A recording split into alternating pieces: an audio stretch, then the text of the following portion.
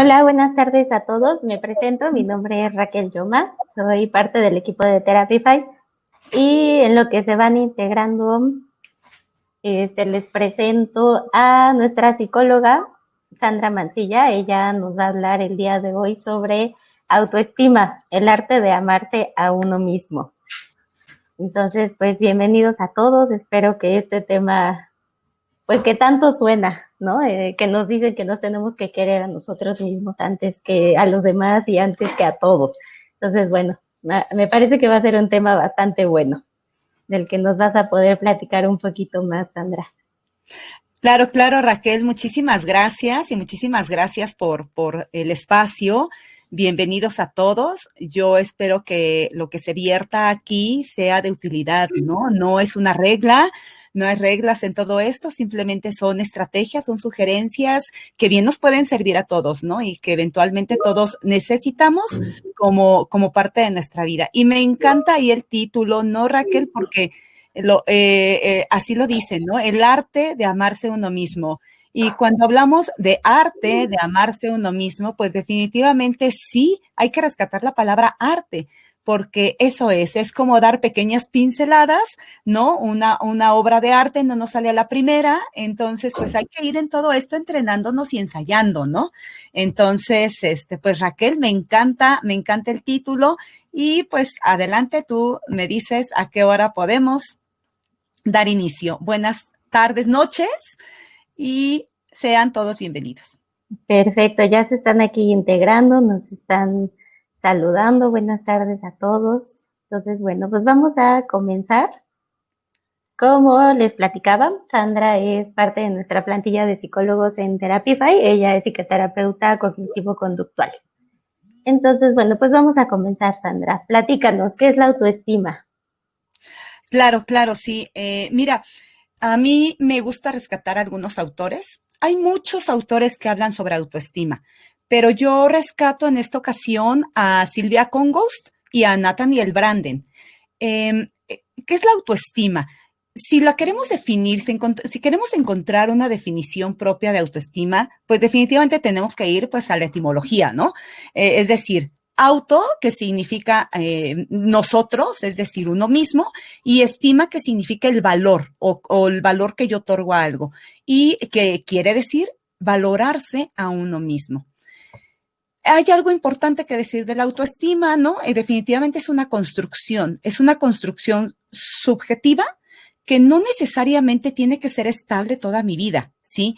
Esta autoestima puede variar, puede debilitarse o puede fortalecerse según los diferentes eventos que yo tenga a lo largo de mi historicidad, ¿no? Entonces, definitivamente no hay una definición así como clínica, ¿no? Digamos, en todo esto, pero sí tenemos que recordar que la autoestima es parte necesaria de nuestra vida y eso es una construcción que yo hago, ¿sí? Es una construcción propia y tiene que ver con la percepción que yo tengo de mí mismo. ¿Qué tanto me valoro? ¿Qué tanto me quiero? Ok, muy bien, muy bien. Perfecto. Si alguien tiene alguna duda, alguna pregunta, lo puede hacer aquí en el chat. Se me olvidó comentarles eso en un inicio, entonces mientras vamos con la plática pueden ir preguntando cosas. Entonces, bueno, vamos a continuar. ¿Cómo se construye una autoestima sana? Claro, buenísima la pregunta, ¿no? ¿Cómo la construimos? Pues definitivamente cuando queremos hablar de autoestima, tengo que pensar en mi historia, mi infancia, ¿sí? Mi pasado, es decir, definitivamente la autoestima se construye principalmente en la etapa de la primera infancia y de la adolescencia. Después de ahí, ¿no? Ya tengo una autoestima percibida, ya tengo una autopercepción de mí y definitivamente con eso voy a caminar a lo largo de mi vida, sí. ¿La puedo cambiar? También. Ahora, ¿cómo la construyo? Efectivamente, tengo que partir de las experiencias que yo tengo a lo largo de esta historia, ¿sí? Así la construyo a través de las experiencias, la construyo a partir de mi interacción con mis padres, la construyo a partir de mi interacción con mis amigos, de mi interacción con la sociedad, de este primer acercamiento. Y es muy importante saber a qué se refiere la palabra autoestima sana, ¿no? Que sería igual a tener una buena autoestima.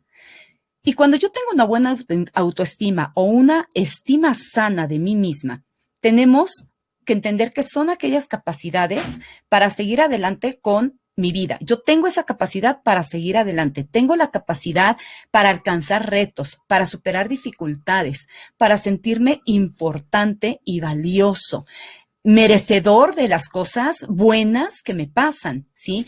Reconozco que soy eficiente o no en algo. Es decir, tengo un reconocimiento a mí, ¿sí? Se trata de aceptarme como soy, de comprender que tengo un potencial grande. Ahí sería lo importante de tener una autoestima sana, ¿sí? Cuando yo reconozco todo esto en mí, entonces me doy cuenta que mi autoestima es estable y es buena. Ahora, ¿cómo se proyecta esto hacia los demás? Bueno, pues cuando yo tengo una autoestima sana, generalmente también voy a favorecer en los otros una buena autoestima. Es decir, voy a eliminar las etiquetas, voy a eliminar la agresión, ¿sí? Voy a aceptar y ser tolerante con los demás. Es decir, me proyecto hacia los demás como una persona empática, como una persona asertiva. Hay algo interesante aquí en esta construcción de la autoestima. Hablando un poquito de qué elementos, digamos que es como una vasija a mi interior, es así como una cubetita, ¿no? En donde yo ahí voy vaciando o se van vaciando todo lo que los demás me dicen, todo lo que los demás me ayudan a construir. Cuando, por ejemplo, yo soy un niño y vivo en una familia en donde esa familia me proyecta ayuda, me proyecta apoyo, me hace sentir bien, me hace sentir reforzada, no me sobrevalora, porque hay una gran diferencia entre querer a un niño y sobrevalorar a alguien, ¿sí? La sobreprotección o la sobrevaloración a una persona también desarrolla lo contrario, una baja autoestima. Pero cuando en esta familia me hacen ver que yo soy una persona tan importante como todas las demás, cuando además me apoyan en mis tareas, en mis trabajos, cuando me permiten expresar mis emociones, mis intereses y mis sentimientos, sin que exista un rechazo o un castigo por haberlos expresado, yo voy vaciando en esa bandejita todo eso y puedo construir una autoestima sana. Pero lo contrario pasa cuando yo sufro del rechazo, del abuso, de la violencia, de las palabras hirientes, en fin, ¿no? Así se construye esta autoestima. Ok, entonces, digamos, se construye desde, como decías, ¿no? Como de las experiencias tempranas, desde que nos dicen a lo mejor, tú eres valioso, ¿no? O sea, de que tenemos algún error, por ejemplo, y no nos castigan y nos regañan, ¿no? Sino al contrario, es como, bueno, pues todos podemos equivocarnos, no pasa nada, ¿no? O sea, en ese sentido, tener a lo mejor como un lenguaje, no sé, un poco más positivo, no sé si lo podrías llamar de esa manera. Claro, claro, claro. Y fíjate que aquí es importante rescatar la palabra inteligencia emocional. La inteligencia emocional ha estado como en boga, ¿no? Ha estado de moda hablar sobre inteligencia emocional, pero como que nadie nos explica bien cómo se construye, porque no nacemos con esto, ¿eh? O sea, no es algo con lo que yo nazca, es algo que yo construyo en la interacción social, ¿sí? Entonces, esta parte que yo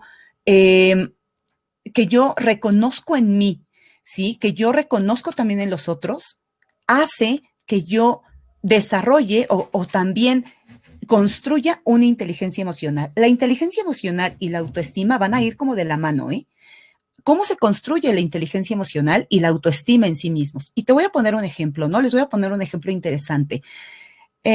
Vamos a suponer que está un niño comiendo con su mamá o está un niño comiendo, ¿no? Con la familia y de pronto se le cae el vaso y el vaso se rompe, ¿no? Y entonces la mamá, como es raro que pase, ¿no?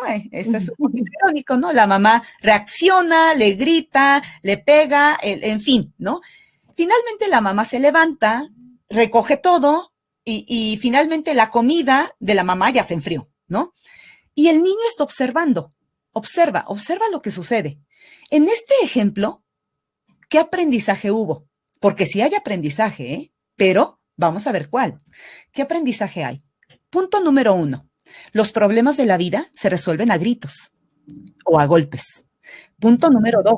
Yo no me hago responsable de mis actos, de mis errores. ¿Sí? Es decir, el niño no se levantó y recogió el vaso, fue la mamá, ¿sí? Pero en este recoger, la mamá le gritó, le dijo, es más, inclusive hasta le pegó, ¿no? Y el niño aprende que así se resuelven las cosas. El niño aprende, a golpes, a gritos, sí, y el niño aprende que él no es responsable de sus actos. Y también aprende que no pasa nada si comete un error. Es decir, no hay consecuencia, ¿ves? ¿Qué sería lo ideal? Y esto lo rescata Daniel Goleman, en su libro de inteligencia emocional. Entonces, esta parte de la construcción de la inteligencia emocional sería que en este mismo ejemplo que les acabo de dar, la mamá ni se parara ni gritara, le dijera, no te preocupes, no pasa nada, nos vamos a levantar a recoger el vaso. Tú vas a recogerlo, yo te voy a ayudar, pero tú te vas a hacer responsable de lo que hiciste. Pero no pasa nada. Al final de cuentas, una vez que lo hayamos recogido, agarras otro vaso, te vuelvo a servir agua, te sirves agua y recalentamos la comida. ¿Sí? Okay. En este ejemplo, el niño aprende muchas cosas también. Aprende que se hace responsable él de sus actos, pero para resolver los problemas de la vida, él no está solo. Y para resolver los problemas de la vida, no se grita, ni se pega, ni se llora. Es decir, o sea, al final de cuentas no se victimiza. Él no se victimiza ante los problemas de la vida y entonces solamente se hace responsable y hay problemas que no son graves, que se pueden resolver de esta forma, ¿no? Estos dos ejemplos, que hay muchísimos otros, ¿no? Que podríamos colocar, nos hacen ver que efectivamente esta crianza que nosotros tuvimos durante la infancia, definitivamente sí es responsable de la forma en cómo nosotros construimos nuestra autoestima. Pero hay una realidad. Esta construcción de nuestra historia no nos va a definir nuestro futuro. Es decir, ¿la biografía define mi futuro? No.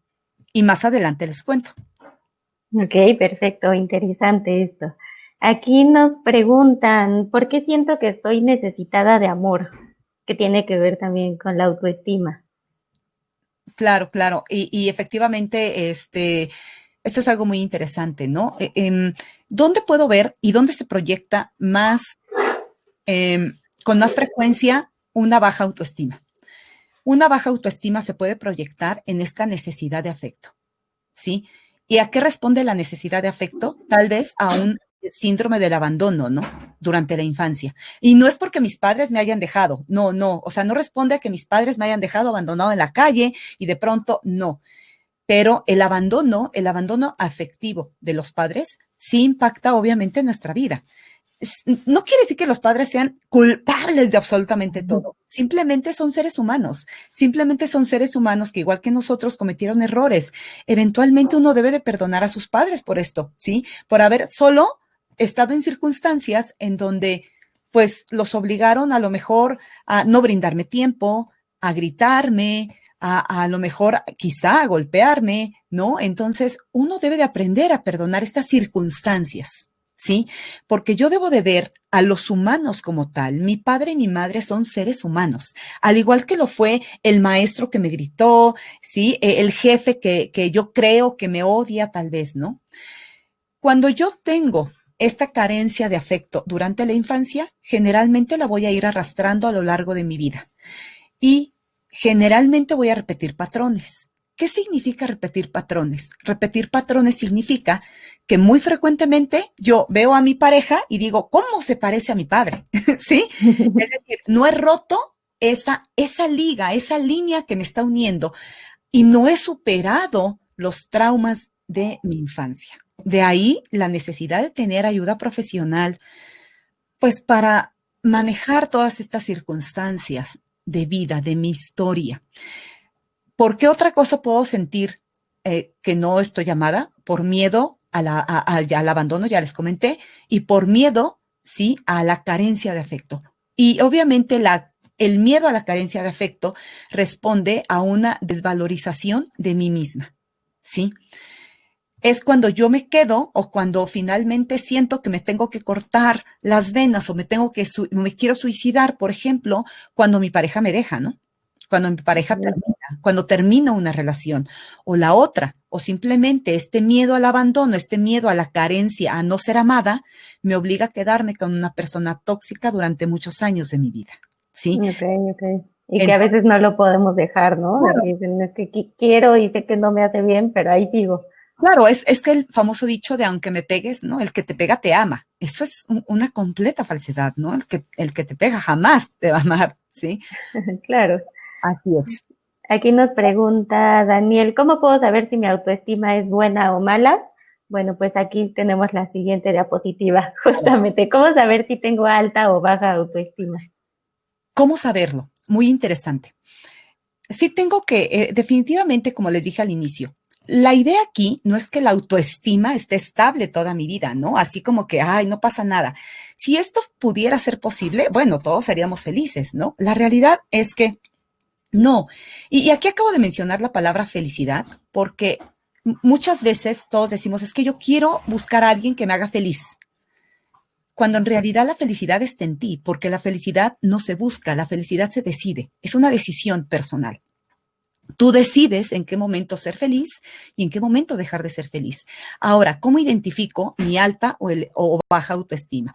Hace rato les decía, una persona que tiene una alta autoestima generalmente va a ser una persona segura de sí misma, generalmente va a ser una persona cuyas relaciones interpersonales son estables, son buenas, son amigables, no funciona con agresión frente a los demás, generalmente va a ser una persona empática, asertiva, que no va a dejar ir oportunidades laborales, etcétera, ¿no?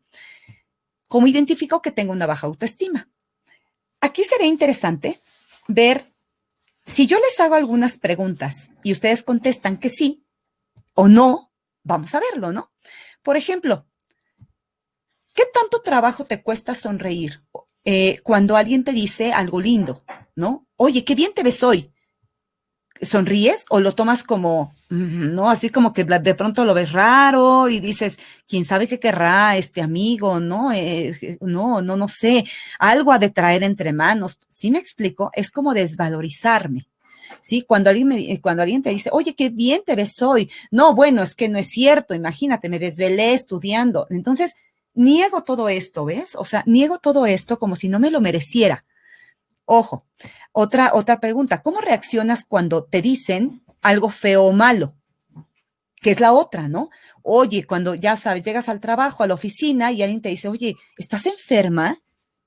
Wow, y entonces de pronto dices, yo que me arreglé hoy, me peiné, me pasé así la plancha, ¿no? Y llego al trabajo y alguien me dice, oye, ¿estás enfermo?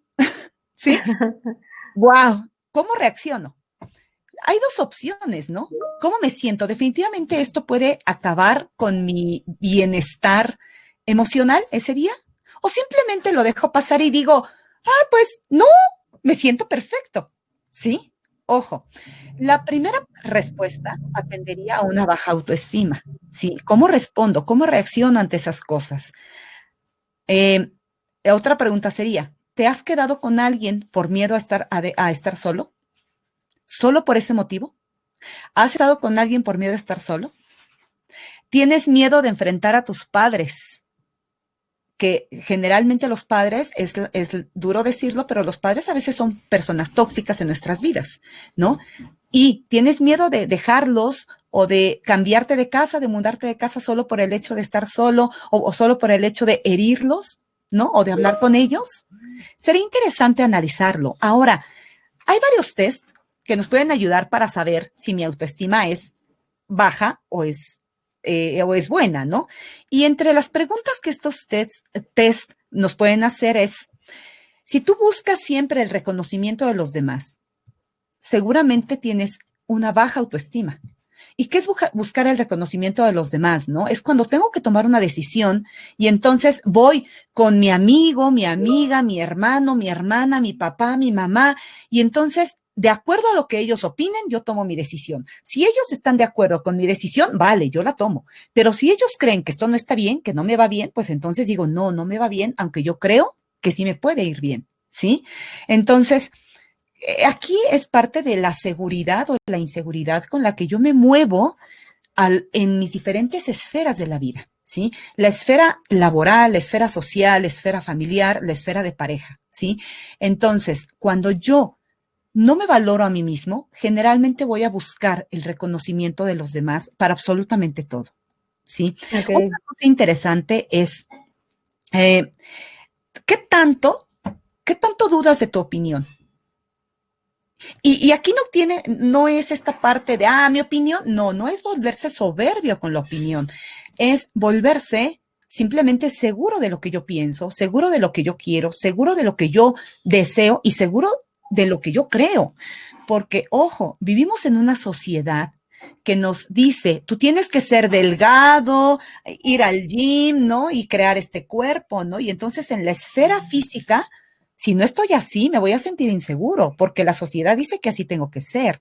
En la esfera educativa, no, bueno, a ver, ¿cuántos posgrados tienes? ¿Ya tienes un doctorado? ¿No? Y si no lo tienes, entonces no vales. Sí, ojo, hay que tener mucho cuidado con las metas que yo me hago y que estas metas no estén fundamentadas por paradigmas sociales. Yo, por ejemplo, siempre le digo a la gente, ¿no? Romper paradigmas es lo mejor que te puede pasar, porque cuando tú rompes un paradigma, ¿sí? Te estás enfrentando contigo y con la sociedad. Punto, así de simple. Y Claro. seguramente cuando rompes un paradigma, te van a criticar. Ahí está tu seguridad, ahí está tu certeza, ¿sí? Si tú no crees, si tú tienes una religión diferente a la que tiene toda tu familia, eso se vale. Y tienes que estar seguro de esas creencias, ¿sí? Entonces, si tú tienes muchos problemas para interactuar en las diferentes esferas de tu vida, la esfera laboral, la esfera escolar, la esfera familiar y la esfera social, te sientes inseguro, te da miedo enfrentarte a ciertas situaciones, te da miedo dejar a tu pareja tóxica, te da miedo decir lo que tú sientes y lo que tú piensas, habrá que pensar en que seguramente sí hay algo por ahí dañado, hay algo por ahí roto, pero no significa que tenga que seguir roto. De ahí la importancia de esta ayuda profesional. Ok, muchas gracias. Aquí nos hacen una pregunta que va relacionado con esto que mencionas. ¿Todos los problemas de una persona podrían partir desde una autoestima no sana? Es decir, para uno mejorar en cómo afrontar la vida en una situación de depresión, ¿se debe empezar por mejorar la autoestima? Wow, es una pregunta interesante y yo te podría contestar que sí. Sí, no es que todo esté fundamentado en la autoestima, digamos que depende de qué teoría la veas, ¿cierto? Pero definitivamente en este tema de la autorrealización personal, la autoestima o cómo construyes tu autoestima tiene muchísima importancia, ¿sí? Muchísima importancia. La depresión tiene dos tintes, tiene un tinte fisiológico y tiene un tinte emocional o psíquico. El tinte fisiológico quiere decir que si tú tienes diagnosticado depresión y efectivamente tienes una baja producción de la dopamina y de la serotonina, que son las responsables de la felicidad, ¿sí? Hablando de neurotransmisores, entonces sí seguramente, aunque tú tengas una autoestima sana, tendrás una condición fisiológica. Pero si la depresión no está condicionada a una situación fisiológica, entonces sí, definitivamente el hecho de que tú fortalezcas tu autoestima te va a cambiar la vida. Sí, te va a cambiar la vida porque vas a dejar de querer satisfacer a los otros. Mucho de nuestro problema social, porque es un problema social, vamos a pensar en los roles de género, ¿no? ¿Qué pasa con los roles de género? Los hombres trabajan, proveen el dinero, son masculinos, no lloran, porque si lloran son como nenas. Uh-huh. Ajá. Sí me explico. Y a las mujeres, no, tú crías a los hijos, tienes que, no estudies, porque ¿para qué estudias? Si además va a llegar el príncipe azul y te va a mantener. No, esto no es cierto, ¿no? Digo, Walt Disney ahí se equivocó bastante. No, no hay princesas, tú no eres una princesa y tú no eres un príncipe, ¿sí? Simplemente eres un ser humano como todos los demás, con defectos y virtudes. Ahora, aquí es muy importante reconocer tus defectos y tus virtudes. Esto implica en saber quién eres, qué quieres, ¿sí? Eso es importantísimo. Y una vez que tú reconozcas todo esto, te vas a dar cuenta que no es necesario que satisfagas los deseos de los otros, ¿sí? Ok, Y en este sentido de, por ejemplo, las virtudes y los defectos, también nos preguntan, ¿cómo puedo saber cuáles son objetivamente mis virtudes, mis defectos? Porque muchas veces, por ejemplo, alguien que pueda tener depresión o baja autoestima te va a decir, no, pues es que yo no tengo pues ninguna virtud, ¿no? Entonces, ¿cómo podemos saber eso? no, claro, mira, aquí lo importante es que si tienes la oportunidad o si existe la oportunidad de tener apoyo terapéutico, apoyo especializado, te va a ayudar muchísimo más, por supuesto, ¿no? Pero vamos, si tú no has tomado ayuda terapéutica, es importante reconocer que todos los seres humanos tenemos virtudes y defectos, ¿sí? Todos los seres humanos tenemos cosas buenas y cosas malas, tenemos fantasmas. Yo muchas veces les digo, son nuestros fantasmas. Ajá. Entonces, en el transcurso de mi vida, yo tengo que aprender a saber que soy buena para algo y algo no se me da. Hay defectos que son aprendidos y defectos que son natos, es decir, de mi personalidad, ¿sí? Yo soy una persona irascible, soy impulsiva, etcétera, ¿sí? Pero es importante reconocerlo. Pero también soy una persona amable, soy una persona cariñosa, soy una persona considerada, en fin, hay infinidad de virtudes e infinidad de defectos. Lo importante es que hagas una reflexión hacia ti mismo y entonces aprendas a detectar estas cosas buenas y estas cosas. A mí no me gusta utilizar mucho el término bueno o malo porque son como demasiado radicales, ¿no? Pero para efectos de la plática y para entendernos bien y utilizar conceptos más rutinarios, entonces vamos a ponerlo cosas buenas y cosas malas, ¿no? Estos fantasmas que a mí me siguen, que sería lo malo, ¿no? En mi vida, sí los puedo modificar, por supuesto. Ahora, las virtudes y los defectos van a ir caminando conmigo toda mi vida. Sí, sí van a ir ahí contigo. Es importante aceptarte en esta carencia de cosas y en esta no carencia de otras cosas que sí tienes buenas. Y en la aceptación también radica la modificación. Porque cuando nosotros hablamos de, no, y es que yo ya no quiero tener defectos, claro que los vas a seguir teniendo. ¿Qué puedes modificar? La forma en cómo tú expresas estos defectos, ¿sí? Es decir, puede ser que a mí me dé muchísimo, es decir, puede ser que yo me sienta muy incómoda, por ejemplo, cuando voy a casa de un tío, porque el tío siempre me está criticando, siempre me está diciendo, siempre me está, ¿sí? Entonces, yo voy a hablar con mi tío y le voy a decir, ¿sabes qué, tío? A mí, ojo, voy a hablar en el yo. Esto es importantísimo. A mí me molesta o me siento dolida, me siento rechazada cuando tú expresas esto. Yo me siento, ¿sí? Yo me siento así, es decir, soy responsable de mis emociones.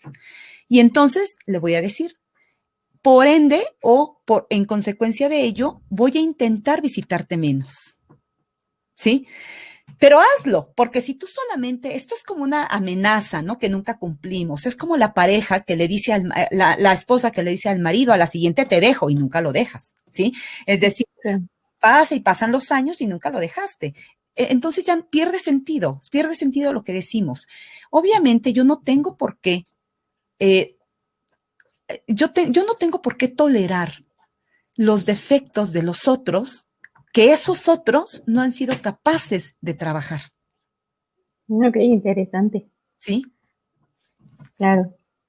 Muy bien. Hablando de, por ejemplo, lo que decías de los roles, ahorita estoy viendo aquí dos preguntas que nos hacen. Una mujer abusada físicamente puede tener baja autoestima y que se liga con otro comentario que nos dice que conoce a una chica de 22 años que tiene autoestima muy baja, pero es impulsiva porque vio desde los 12 años maltrato físico y psicológico por parte de sus padres.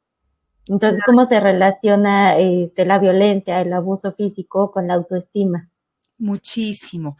Mira, es muy común que las personas que son agresivas o violentas en la edad adulta hayan sido violentadas en la infancia. Hace rato les decía, la biografía no me define. No, definitivamente no te va a definir porque tú puedes transformar tu biografía. Está en tu decisión transformar esta biografía. Pero esto tiene mucho que ver con que te des cuenta de esas cosas que están ahí mal encaminadas. Todos tenemos siempre varias opciones que tomar en la vida, pero definitivamente cuando tú has sido violentado en la infancia, sí te va a generar una sensación de ¿qué? De angustia, de rechazo, de dolor, enojo, ira. Y si tú no trabajas estas emociones, ¿sí? En tu interior, corres el riesgo de que las arrastres contigo toda tu vida, ¿sí? Yo a veces les digo a mis pacientes, ¿no? Es que una persona que no saca sus emociones, que no las deja ir, es una persona que se va a morir con esas emociones dentro, esos rencores dentro.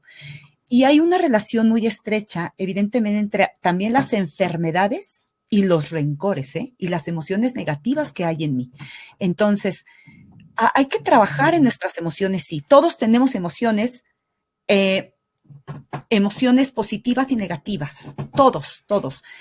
Y el ciclo de la emoción tiene un ciclo de vida. La emoción llega, ¿sí? La emoción llega, la tengo que identificar, tengo que aprender a saber qué estoy sintiendo cuando alguien me está violentando. ¿Qué siento? ¿Siento ira? ¿Siento miedo? ¿Siento ansiedad? ¿Siento angustia? ¿Qué siento? Tengo que identificarlo. Después lo tengo que expresar. Si no lo expreso, la emoción ahí se va a quedar, ¿sí?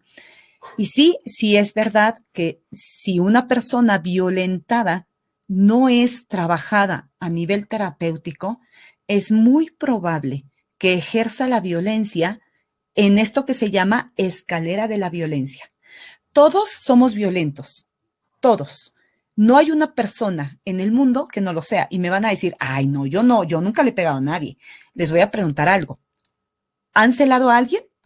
Ok, esa es una forma de violencia. ¿Le has puesto un apodo a alguien? Eso es la primera forma de violencia, ponerle un apodo a alguien. El famoso cuatro ojos de la secundaria, ¿no? Entonces, sí, esto hacemos todos y lo hacemos de forma natural porque somos seres humanos, somos animales mamíferos y la única emoción con la que sí nacemos es la agresión.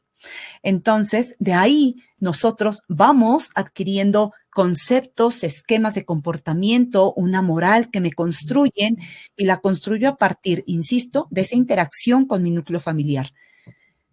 ¿Qué pasaría, por ejemplo, si yo hubiera nacido en una familia que me pudo apoyar toda mi vida, que me pudo haber brindado ciertos caminos, que me brindara la libertad de decidir, de hacer, etcétera, con sus errores, claro, ¿no?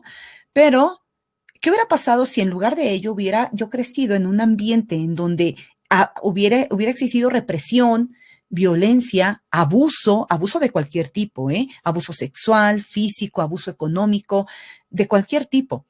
Seguramente eso sí hubiera marcado cierta parte de mi vida, ¿sí? Pero cuando yo acudo a solicitar ayuda profesional, ya tengo el 50% del camino recorrido. Sí. Sí, totalmente. Ya tengo el 50%. Yo a mis pacientes les digo, el hecho de que tú estés aquí ahorita conmigo significa que ya tienes ese 50% ganado. El otro 50% lo vamos trabajando. Ok, perfecto. Bueno, vamos a continuar. ¿Qué pasa cuando tengo una autoestima baja? ¿Qué pasa? Bueno, pues todo esto, ¿no? O sea, que estamos comentando. Pues definitivamente voy a tener dificultades seguramente para relacionarme con mi pareja, con mis padres, con mis amigos.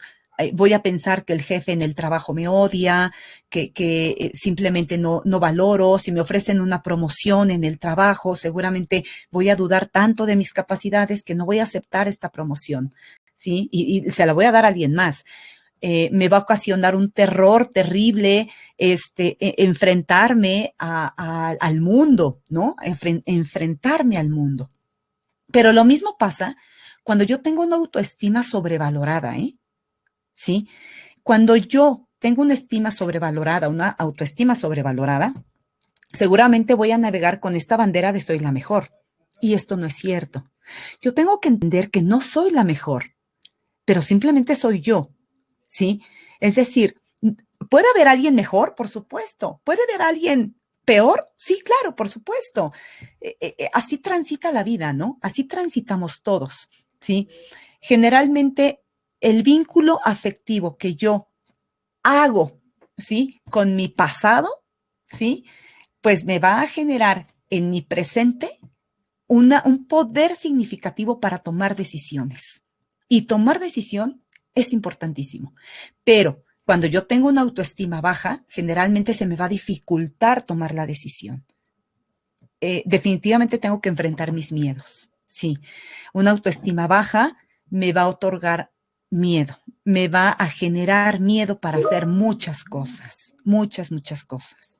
Sí, generalmente me va a otorgar una sensación de angustia, una sensación de inseguridad, y estoy leyendo por ahí en el chat, interesante, ¿no?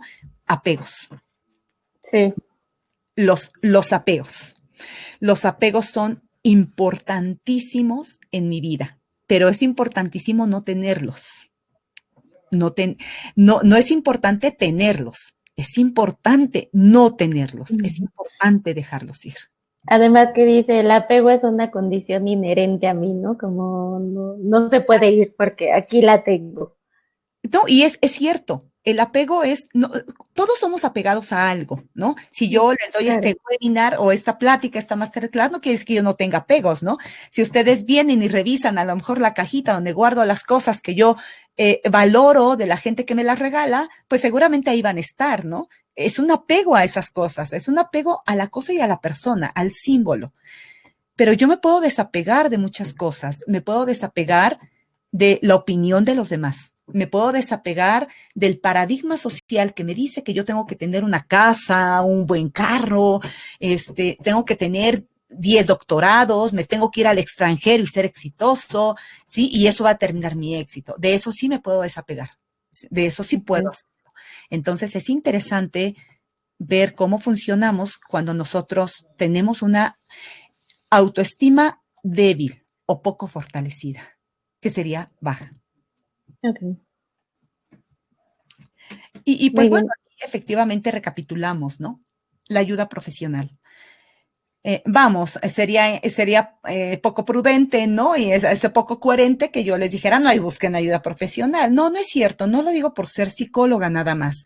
Lo digo porque yo en mí misma he tenido ayuda profesional, porque es necesario tenerlo, todos lo necesitamos. Buscar ayuda profesional no significa que estés loco, no, eso es un tabú social, pero al buscar ayuda profesional, tú la buscas, por ejemplo, cuando te duele algo, cuando te brinca el ojo, cuando te duele la muela, buscas ayuda profesional, estás buscando un profesional. Pero para las cosas emocionales, a veces nos cuesta un poquito más de trabajo entender que también necesito ayuda profesional. ¿Sí? Y la ayuda profesional viene encaminada ¿a qué? No a darte una receta de cocina, porque yo no te puedo decir, bueno, tú necesitas 1 kilo de paciencia, 1 kilo de tolerancia, medio kilo de esto. No, no es eso, ¿no? Es decirte o darte algunas estrategias para que tú en tu vida encuentres la solución que necesitas, ¿sí? Que tú la descubras, que tú la encuentres, no que yo te lo diga, porque entonces yo no puedo construirte tu futuro.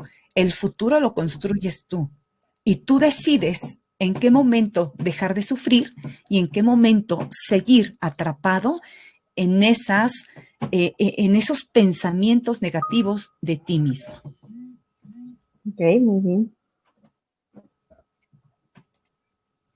Ok, entonces vamos a pasar nos vas a dar unas estrategias para mejorar la autoestima. Claro. Vamos a ir con la primera. Claro. Y aquí rescato mucho a Nathaniel Branden, ¿no? Nathaniel Branden es un psicoterapeuta que ha estudiado mucho esta parte de la autoestima. Y en su libro de los 6 pilares para la autoestima, él nos comparte algunas cosas que yo rescaté, ¿no? Para ustedes, porque me parece muy útil, me parece muy rico, ¿no? Así como lo trabaja él, cómo lo platica, ¿no? Porque esto más bien es como una charla. Entonces, la primera sería: hago plena mi conciencia de existir. ¿Qué significa ser plena mi conciencia de existir? De entrada, hay que entender que somos personas que nos tenemos que analizar, que nos tenemos que cuestionar, que tenemos que mirar hacia nosotros mismos para poder identificar lo que necesitamos cambiar. Una vez que yo hago esta reflexión hacia mí mismo, me doy cuenta de lo que no está bien, ¿sí? Y una vez que me doy cuenta de lo que no está bien, puedo saber cuál es el siguiente camino, cuál es el siguiente paso. Cambiarlo, modificarlo, ¿sí? Definitivamente no es fácil, ¿no? Yo no te puedo decir, bueno, ya te diste cuenta, mañana vas a hacer otro. No, es como estos promesas que uno hace en Navidad, ¿no? Y en Año Nuevo, y uno dice, no, pues el siguiente año yo voy a ser mejor persona. Yo te preguntaría, ¿qué significa ser para ti mejor persona? Porque si tú no has analizado qué cosas están bien en ti o qué cosas están mal, no vas a saber cómo seguir el camino adecuado para ser una mejor persona. ¿Sí? Perfecto. Ahora, la siguiente estrategia sería aceptarte a ti mismo. Aceptarte a ti mismo tiene mucho que ver con abrazarte, quererte, apapacharte, ya no dejarte violentar, ya no dejarte que los demás abusen de ti. Muchas veces nos pasa que en este afán de querer quedar bien con los demás, hacemos cosas que me incomodan, que no me van bien, inclusive hasta que no me gustan, ¿sí? Justamente hoy en la mañana leía, ¿no? Una parte en donde una chica decía, es que a mí no me gusta que mi novio me saque fotos desnuda. Mi pregunta sería, ¿por qué lo permite? ¿Sí? Es decir, si a ti te incomoda eso, ¿por qué lo permites? ¿No? Ahora, aceptarte a uno mismo también tiene que ver con aceptar tu forma de pensar, tus creencias, tus valores, tu cuerpo. Vamos, sí, a todos seguramente todos nos han vendido esta idea que les decía del gym, ¿no? Y demás, ¿no? Así súper buenos, ¿no? Y hasta lo decimos, ¿no? Es una construcción social, acuérdense, esto lo construimos. Entonces, si yo camino pensando que yo necesito estar así para ser feliz, seguramente voy a sufrir mucho y me voy a frustrar mucho porque probablemente no lo logre. No lo voy a lograr, tal vez porque mi estructura física no pasa así. Es como, por ejemplo, ¿no? Yo les digo también a veces a mis pacientes, no es que si tú te vas a comprar ropa a Zara, ¿sí? Y de pronto descubres que te tienes que comprar 3 tallas más, pues te vas a frustrar si no has entendido que Zara está hecha para anglosajones. Tú eres mexicana, ¿sí? Tú eres mexicana. Tú estás chaparrita, somos así robustos, así somos. Así quiérete. Entonces, si te vas a comprar algo o un lugar en donde te dice que ese lugar va a decir que eres una buena persona porque tienes un buen traje, pues entonces hay algo roto en ti, ¿sí? Hay algo mal en ti. No te has aceptado, no te has querido. Apapacharte también tiene que ver con brindarte oportunidades para hacer lo que te gusta, para dedicarte. Pero, Sandra, perdón que te interrumpa. Por ejemplo, en esta parte de la aceptación, cuando no es como un constructo social, sino es como más algo físico. Por ejemplo, aquí tenemos un comentario que le diagnosticaron glaucoma, ha perdido mucha visión del ojo derecho y a raíz de eso se generó un estrabismo. Entonces ya no se siente a gusto. ¿Cómo puedes tener una autoestima cuando es una cuestión, digamos, ya más física? Claro, y sí, lo entiendo. Aceptarte a ti mismo también significa aceptar tus capacidades, ¿sí? Completas. Si bien es cierto es que muchos de nosotros nos comparamos con los demás, por supuesto que sí, ¿no? Es decir, tenemos estereotipos, tenemos estos paradigmas que nos dicen que así debemos de ser. ¿Qué pasa cuando tú no eres así? Cuando tienes una discapacidad, cuando tienes una enfermedad que te deja con algo, ¿no? Débil o que simplemente pierdes a lo mejor una capacidad, por ejemplo, cognitiva, neurológica o física, ¿sí?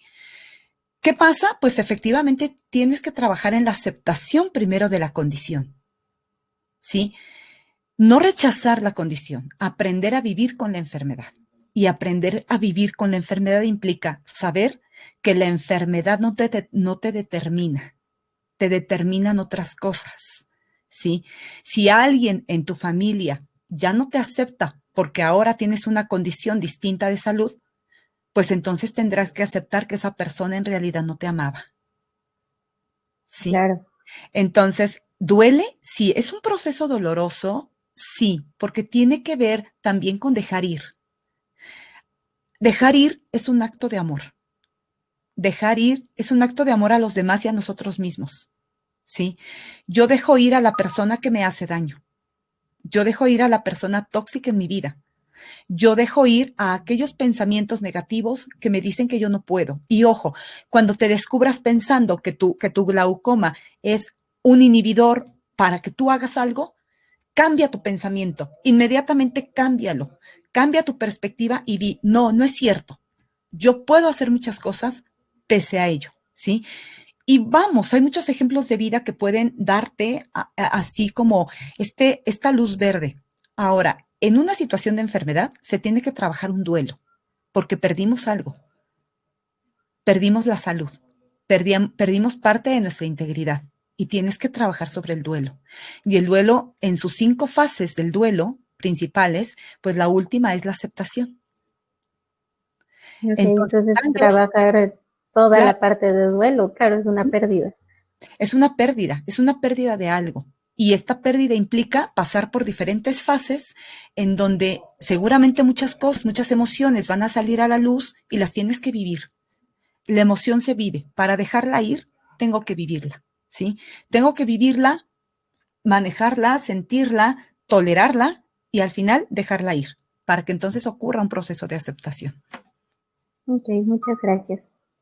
Bueno, vamos con la siguiente estrategia. Claro, esta me encanta, responsabilizándome de mí mismo. El hecho de que yo me acepte no quiere decir que transite por la vida con esta bandera de así soy y qué, así soy y te aguantas. Pues si ya sabes que así soy, ¿sí? ¿Para qué me invitas si así soy? ¿Sí? Entonces, tiene que ver mucho el hecho de la aceptación, tiene que ver con cómo reconozco lo que necesito cambiar en mí y cómo lo hago.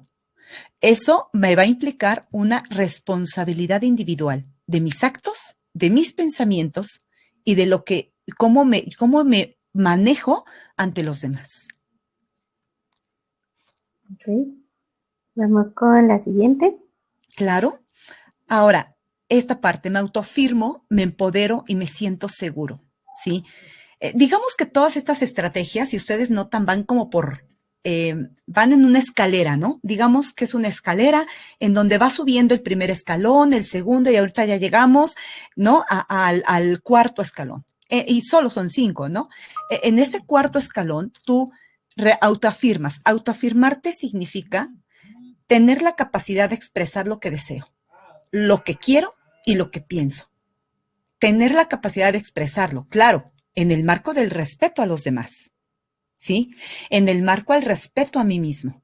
En ese marco de respeto, yo tengo que tener la capacidad de aprender a decir no.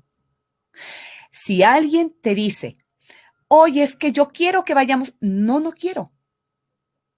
¿Ok? La gente no está lista para recibir un no como respuesta, pero nosotros tenemos que aprender a decir no cuando no quiero hacer algo. Cuando eso que me están invitando a hacer, yo sé que no me gusta, que me incomoda, tengo que decir que no, ¿sí? Y tengo, de esa forma yo puedo romper paradigmas, ¿no? No quiero, yo no acepto esa idea y yo tengo la mía propia. Es decir, voy a respetar esa idea, pero no la voy a aceptar como propia. No la voy a aprender con H. Es decir, no la hago mía. Otra cosa interesante es que pese a que la gente, vamos, es que pese a que la gente nos invite muchas veces o nos genere cierta incomodidad, cierta crítica hacia nosotros mismos, yo sé lo que quiero, yo sé quién soy y no me afecta. ¿sí? Es decir, tengo que tener la capacidad de que lo que los demás digan de mí no me afecte. Pero hay críticas que son buenas. No todas las críticas son, digamos, esta parte de hablar de críticas destructivas, ¿sí? Que finalmente cuando uno critica, siempre uno pone así como en tela de juicio, ¿no? Al otro. Hay que tener la habilidad de saber cuando alguien me lo está diciendo porque realmente quiere que yo crezca, a cuando alguien me lo está diciendo con dolo, con el afán de lastimarme. Pero hay que también entender que esa persona que me está ofendiendo, que me está diciendo, que me está violentando, es una persona que en sí misma carece de mucho afecto. Claro, y que tiene que ver con esta pregunta que nos hacen, ¿qué conexión tiene la autoestima entre la imagen que tenemos de nosotros mismos con la que recibimos de los demás? Bueno, pues es que es eso, ¿no? O sea, nosotros vamos inicialmente, construimos la autoestima con lo que los demás nos otorgan, ¿sí?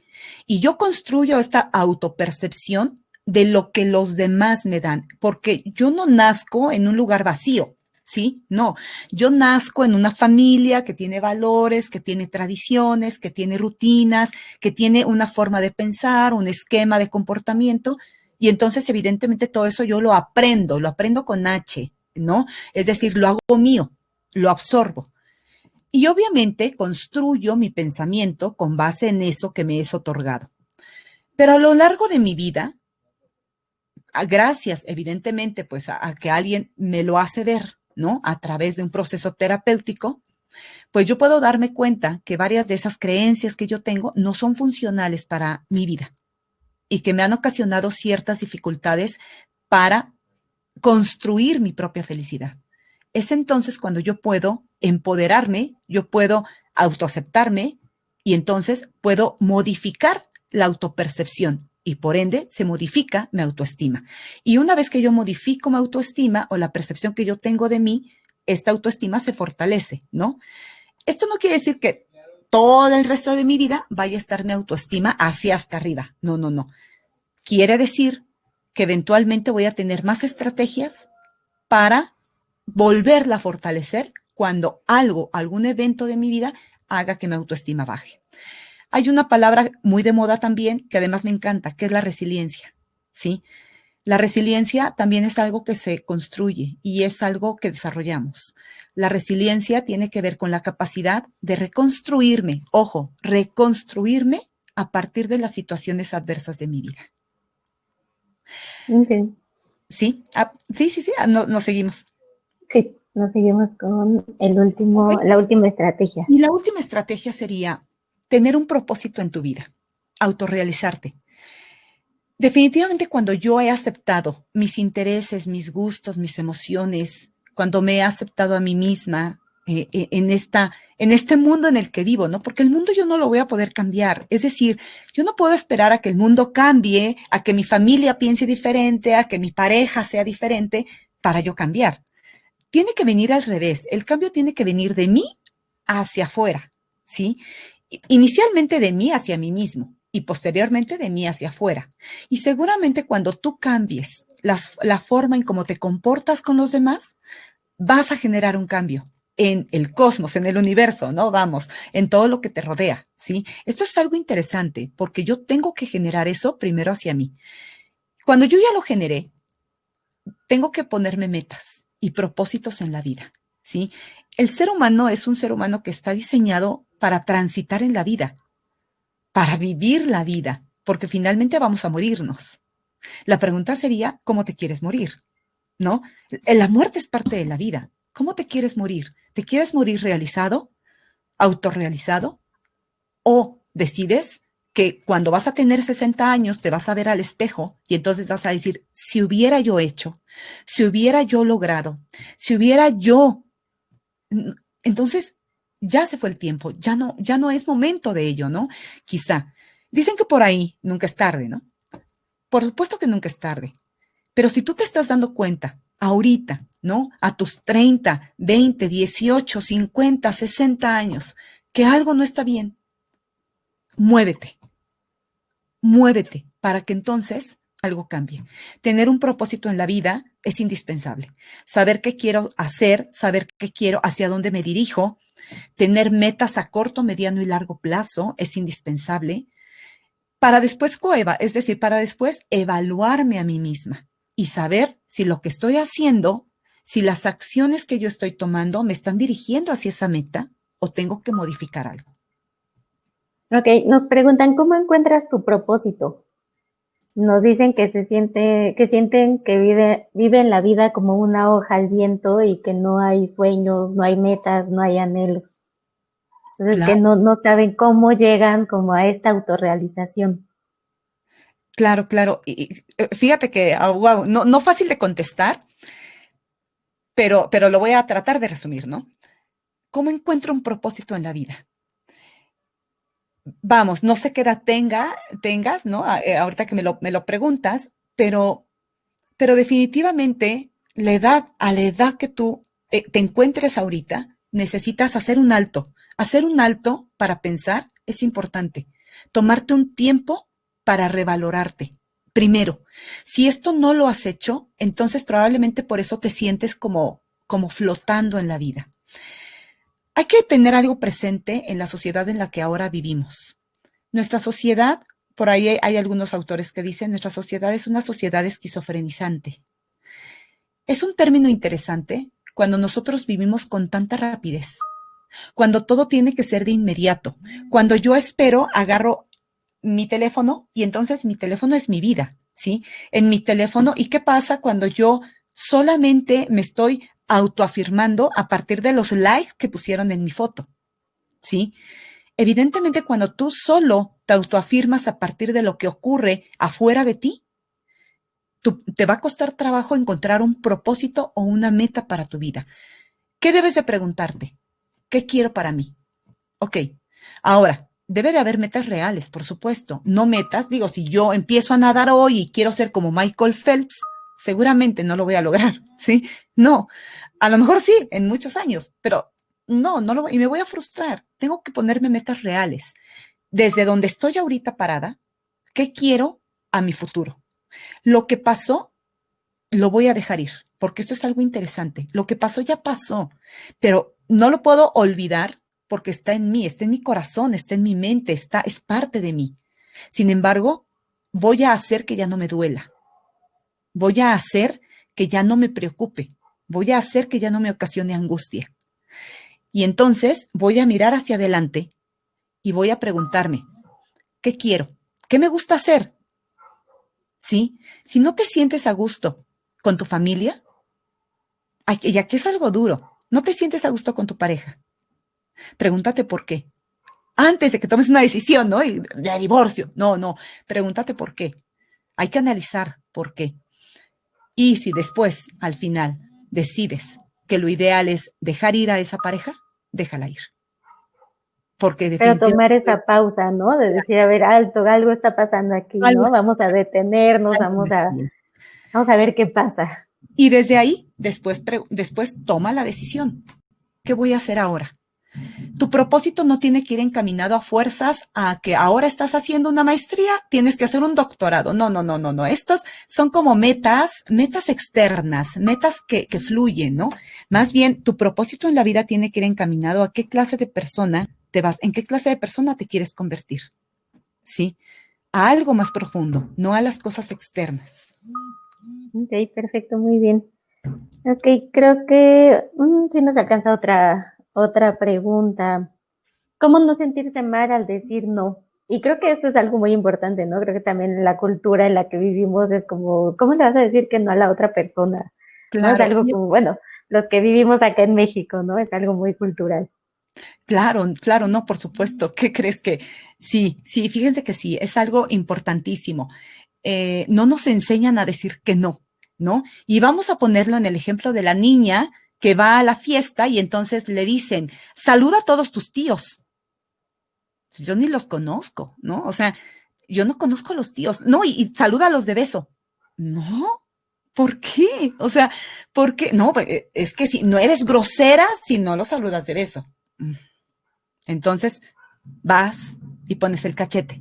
No sabes ni quién te besó, pero pones el cachete. Solamente sabes que es alguien a quien tus papás le dieron permiso de que lo hiciera, ¿sí? Así de simple. Cuando estás con tus amigos, por ejemplo, Todos tenemos ciertas necesidades y pertenecer a un grupo de amigos es importante. Pero cuando esos amigos te dicen, oye, mira, ¿sabes qué? Éntrale aquí, fúmale aquí, no te va a pasar nada. Ojo, no, gracias. Uy, no, pues entonces ya me saliste maricón. No pasa nada, ¿sí? Simplemente no lo quiero hacer. No nos enseñan a decir que no. Cuando somos chiquitos, a ver, hijito, ponte el suéter. No tengo frío, póntelo. ¿Sí? Pero no tengo frío, ¿sí? Ojo, ay, mamá, ese juguete no me gusta. Ese es el bueno para ti. ¿Sí?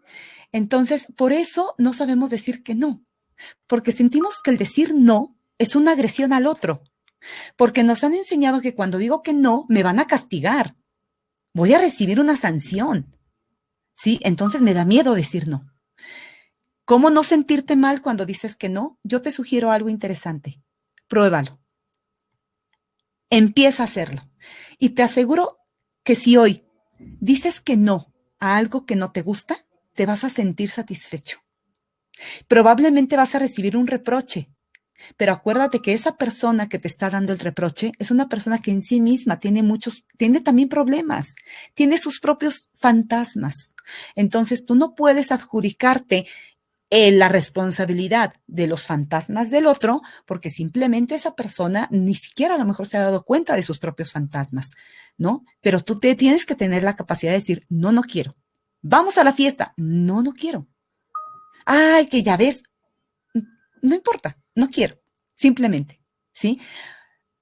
Ojo, esto es algo interesante que debemos también de aprender a hacer, decir no y decir sí a las cosas que sabes que te pueden ser buenas a lo largo de tu vida. Decir sí a los riesgos de la vida. Ojo, ¿la vida es un riesgo inminente? Por supuesto que sí, ¿sí? Si tú te quieres ir a Francia, bueno, ahorita tal vez no porque hay COVID, ¿no? O sea, no te vayas ahorita, ¿no? Pero si tú te quieres ir a Francia a estudiar, vete. Vete. ¿Es un riesgo? Sí. Y que alguien te va a decir, oye, pero fíjate que fulanita se fue y la secuestraron. Sí, puede ser, pero es un riesgo. En la vida hay que atreverse a correr riesgos. Y ese atreverte a correr el riesgo de empoderarte, de autoaceptarte, de romper paradigmas y de romper tus miedos, es lo mejor que te puede pasar. Definitivamente. Ahora, aquí, y bueno, ya casi para terminar, ¿no? Conozco mi integridad, mis valores y con base en ello actúo, ¿no? Y sería como a lo mejor la recapitulación de todos los anteriores. Tienes que conocer quién eres, tienes que conocer qué valores tienes que conocer cuáles son tus principios morales, cuáles son tus principios, si tienes alguna creencia o no religiosa, esto lo tienes que saber, ¿sí? Y con base en ello, actuar. Entonces te vas a dar cuenta que cuando tú te reconoces y conoces quién eres, vas a reconocer al otro. También vas a actuar en base de promover la autoestima, ¿sí? Promover una autoestima sana también en los demás. Ok, me gusta esa palabra de promover, ¿no? Tanto para los demás como para nosotros mismos. Y bueno, y aquí finalizamos, ¿no? Ya, esta es una frase que me encanta, ¿no? Y no es mi frase, ¿eh? Ojo, no es mi frase porque no me la puedo adjudicar. Esta frase la dijo alguien más, ¿sí? La dijo Nathaniel Branden, ¿no? Y efectivamente yo la rescato de él, ¿no? Todo cambio implica un esfuerzo, definitivo, ¿sí? Todo cambio implica un gran esfuerzo. Si tú te estás dando cuenta, simplemente el hecho de que estés aquí conectada ahorita, ya es un esfuerzo, ya hiciste un esfuerzo. Ya felicidades por estar aquí. El hecho de que tú busques ayuda profesional es otro esfuerzo. Sí, es un esfuerzo que te va a implicar tiempo, dinero y obviamente tu presencia, ¿no? No hay nada en la vida que se logre sin un esfuerzo pleno. ¿Sí? No hay nada en la vida que se logre sin que implique a lo mejor perder la comodidad, perder tu zona de confort para salir de ahí y lograr algo diferente. En la transición que implica de salir de tu zona de confort y llegar a otra zona más grande, probablemente haya dolor, Esto es importante decirlo. Probablemente te duela, pero te aseguro que vale la pena. Sí, probablemente llores, probablemente te enojes, probablemente sufras ese duelo que implica cambiar, pero va a ser bueno. Entonces, definitivamente, si tú te estás dando cuenta hoy que algo en ti no está bien, tendrías que moverte. Muévete de donde estás. Levántate, párate, busca ayuda. Y no quiere decir que con esto ya tengas todo, wow, ya lo tengo. No, porque esto es un proceso continuo, es como un camino continuo. No hay nada escrito en todo esto, no, por supuesto, no hay una receta, pero definitivamente eso es algo que tú construyes con la reflexión que haces de tus propias capacidades. Muy bien, pues te agradezco mucho, Sandra. Con esto llegamos al final de esta plática, muy interesante. Definitivamente da para mucho, ¿no? El tema de la autoestima y todo lo que conlleva, ¿no? Entonces, bueno, si alguien quiere agendar una cita con Sandra, la puede encontrar en therapify.com. Ahí pueden encontrar su perfil. Y recuerden, pueden obtener un descuento del 90% usando el cupón Serenidad. Es únicamente para la primera cita. Entonces, bueno, pues les agradezco a todos. Te agradezco mucho, Sandra, por esta excelente plática. Y pues los esperamos la siguiente semana para el próximo webinar. Vale, no, pues gracias a todos, gracias Raquel, gracias igual, Therapify me encanta, ¿no? Y les aseguro que van a encontrar una ayuda excelente, ¿no? Somos muchos terapeutas los que estamos ahí y cada uno de nosotros pues estamos dispuestos para poder apoyar porque amamos nuestra profesión, ¿no? Gracias Raquel. Sí, muchas gracias, hasta luego.